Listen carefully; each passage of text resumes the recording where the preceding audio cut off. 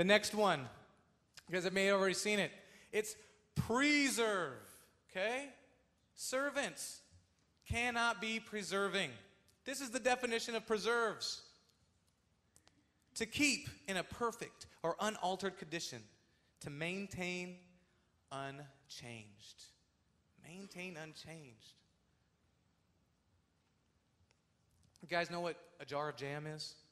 Yeah, that's preserves. It'll last you a long time if you sit on it, okay? And Jesus was telling another parable, and it was about serving, and he was about not preserving. It was about another master who said, I'm leaving on a long trip, and I'm going to give you guys some money. All my servants some money. 3 of you guys, I want you guys to make this money work for me.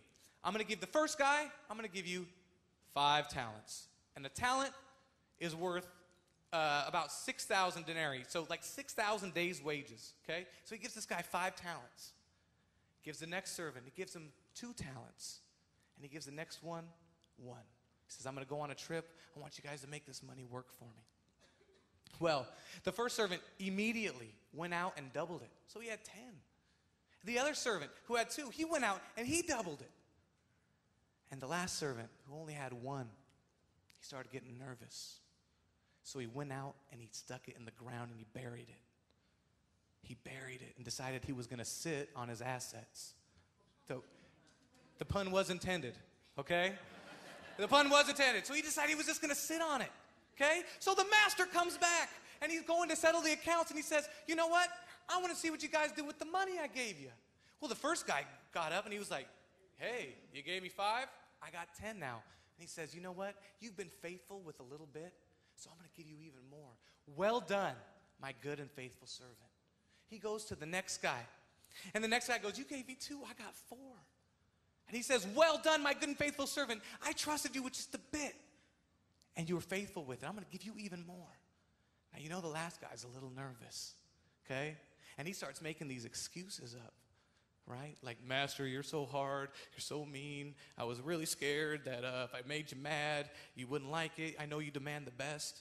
And I know we've been in that situation. It happened all the time for me at report card time, okay? Because my sister, you know, she'd come home and she's like a straight A student. So she comes home, shows my parents a report card. They're happy. Well done, my good servant. You got straight A's, right? Before I give my dad my thing, I'm like, well, Dad, you know I had some tough teachers. They were tough, and they were hard on me. He's like, just let me see what you did. And it wasn't usually good, to be honest with you. But so this master says, let me see what you did. He says, Master, I knew you were so hard. And so what I did was I buried it in the ground. And the master gets mad.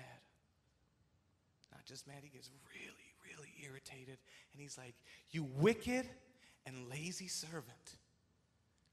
I trusted you with this. I could have just sat on it. I trusted you with this, and you did nothing. If you knew I demanded the very, very best of you, then how come you did less than the very least? They sat on it. He says, you know what? Take this away from him. Take the 1 talent I gave it and take it away and give it to the guy that went out and did something with him. And take this guy out of my sight. That's what Jesus said. How many of us take our gifts that God's given us and just preserve them? Not use them at all. The thing is, if you have that jar of jelly preserved, it'll last you forever. You could sit down and just watch it sit there. You have a jar of jelly. Got this jar of jelly. Look at this. Right? But then what happens if you die and you never opened up the jar of jelly? Makes no sense to have it, right? How many people with peanut butter sandwiches do you have to see go by without opening that jar of jelly? Right? They're choking it down, trying to get it. I gotta save this. Right? But here's the thing. If you look at the story closely, it wasn't that the guy doubled his talents. It was that he was faithful. He said, well done, you were faithful with just a little bit. He didn't say, well done, you doubled it. You look like a good investment. No, he said, you went out and did what I asked you to do. And now I'm going to give you more. The thing is, a lot of people get confused with this story. I remember the first time I heard it when I was a kid, I was like, well, the master didn't lose anything. I don't get it. I don't get it. Why is he so angry? Is that really fair? But the truth was, the guy wasn't worried about preserving the master's money. He was worried about failing.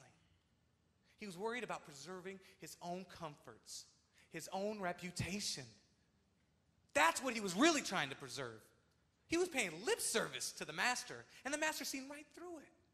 He says, no, you weren't trying to preserve my gift. You were trying to preserve you. And a lot of us do the same thing. Well, if I go out and I fail, I'm going to look stupid. I'm not going to do it. I'm just going to sit and preserve. God says, no, you're not a good servant. You're not a good servant.